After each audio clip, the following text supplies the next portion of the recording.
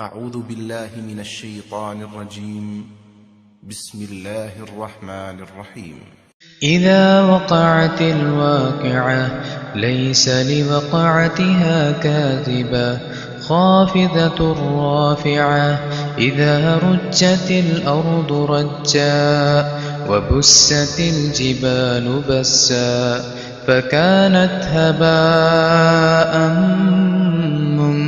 منبثا وكنتم أزواجا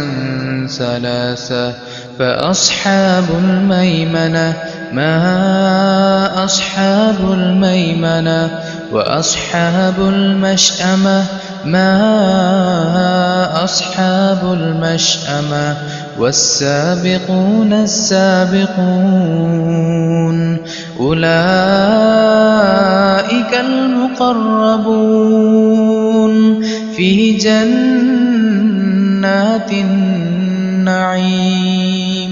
سلة من الأولين وقليل من الآخرين على سرر موضونة متكئين عليها متقابلين يطوف عليهم بلدان مخلدون بأكواب وأباريق وكأس من معين لا يصدعون عنها ولا ينزفون وفاكهة مما يتخيرون ولحم طير مما يشتهون وحور عين كأمثال اللؤلؤ المكنون جزاء بما كانوا يعملون لا يسمعون فيها لغوا ولا تأثيما إلا قيلا سلاما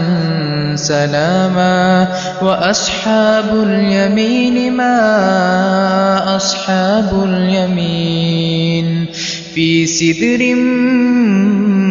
مخضود وطلح منضود وظل ممدود وماء مسكوب وفاكهة كثيرة لا مقطوعة ولا ممنوعة وفرش مرفوعة إنا أنشأناهن إنشاء فجعلناهن أبكارا عربا أترابا لأصحاب اليمين سلة من الأولين وسلة من الآخرين وأصحاب الشمال ما أصحاب الشمال في سموم وحميم وظل من يحموم لا بارد ولا كريم إنهم كانوا قبل ذلك مترفين وكانوا يصرون على الحنث العظيم وكانوا يقولون أئذا متنا وكنا ترابا وعظاما أئنا لمبعوثون أو آباؤنا الأولون قل إن الأولين والآخرين لمجموعون إلى ميقات يوم معلوم ثم إنكم أيها الضالون المكذبون لآكلون من شجر من زقوم فمالئون منها البطون فشاربون عليه من الحميم فشاربون شرب الهيم هذا نزلهم يوم الدين نحن خلقناكم فلولا تصدقون أفرأيتم ما تمنون أأنتم تخلقونه أم نحن الخالقون نحن قدرنا بينكم الموت وما نحن بمسبوقين على أن نبدل أمثالكم وننشئكم فيما لا تعلمون ولقد علمتم النشأة الأولى فلولا تذكرون أفرأيتم ما تحرثون أأنتم تزرعونه أم نحن الزارعون لو نشاء لجعلناه حطاما فظلتم تفكهون إنا لمغرمون بل نحن محرومون أفرأيتم الماء الذي تشربون أأنتم أنزلتموه من المزن أم نحن المنزلون لو نشاء جعلناه أجاجا فلولا تشكرون أفرأيتم النار التي تورون أأنتم أنشأتم شجرتها أم نحن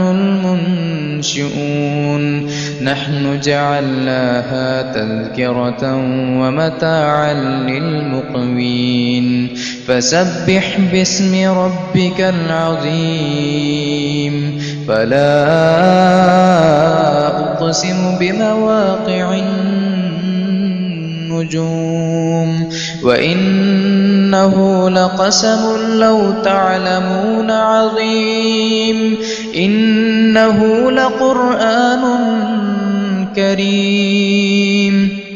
في كتاب